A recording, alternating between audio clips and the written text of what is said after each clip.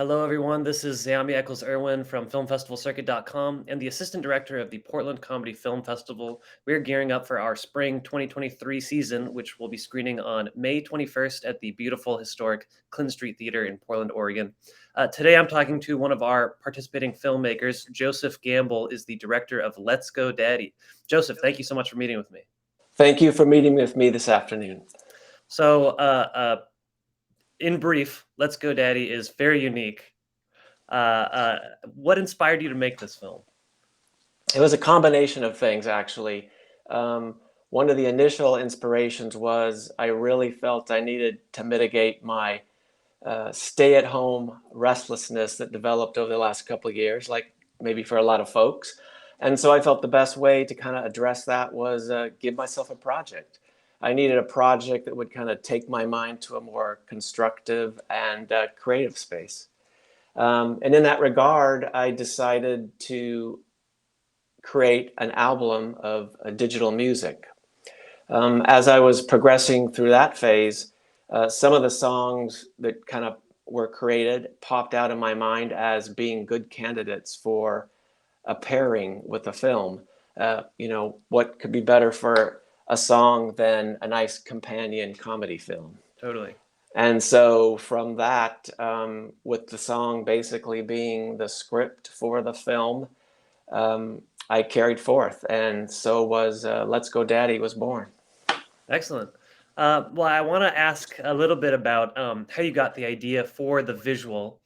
It is, I guess it's not quite stop motion, but it's puppetry.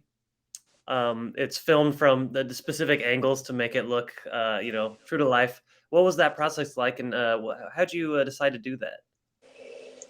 Well, initially, my ideas were huge and big. The song set out the script, but there were blanks to be filled in. Initially, I thought I was going to be doing live actors Hmm. as part of the film.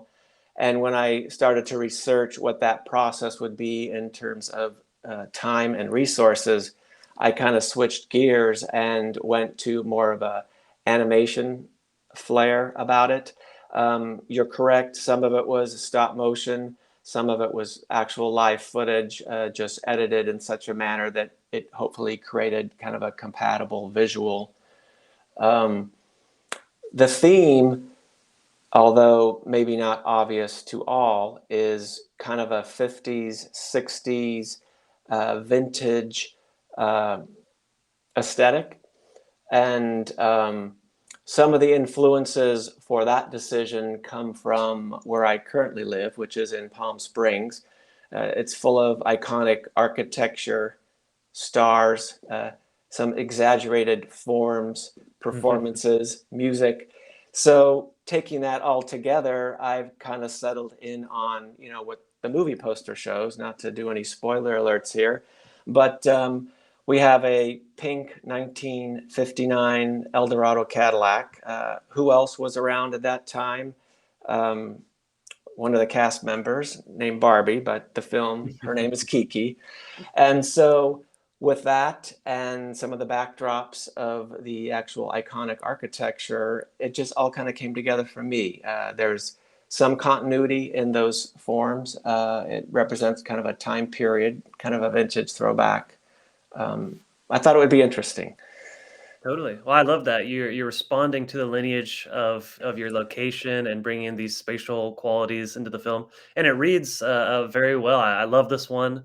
What did you learn from this process? What was this like? Both putting visuals to music and also filming this interesting piece. Well, in some instances, I found myself cursing myself because here I created a song which became the script. And now, as the director producer of the film, I had to, in some ways, honor that script that I had created Right. myself. So maybe a little internal fighting with myself. But actually, from that, it created a need to find some good solutions. I learned a lot of things during the production process, especially about filming in the outdoors. There's always challenges.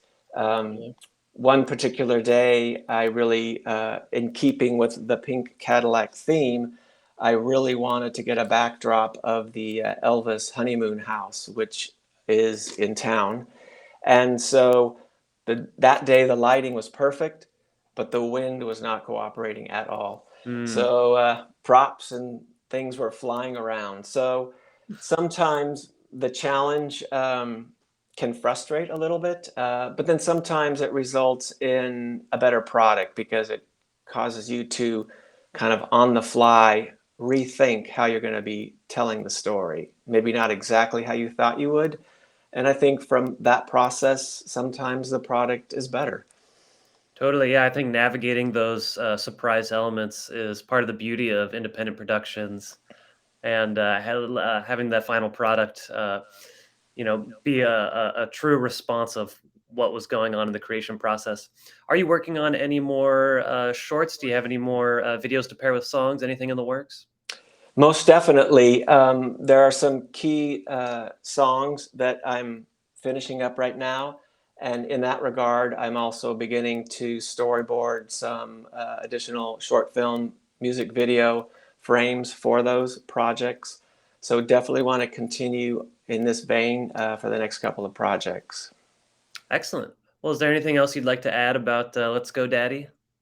Well, I'm excited about it. I'm thrilled. I'm honored that your film festival will be actually my West Coast in person premiere. Excellent. So, very excited. And I really want to thank the team for all the help along the way. Um, your organization, your help, your informative videos. There's really kind of a mentorship implied in all this. And for someone like myself that's just kind of getting back into film, I find it very valuable and I'm very appreciative. Well, thank you so much, and I'm so excited to screen this May 21st at the Clint Street Theater. I think this is going to be a showstopper. This has a lot of great elements, and I'm looking forward to meeting you there. I'm looking forward to meeting you and the rest of the team. Thank you so much. Thank you. Take care.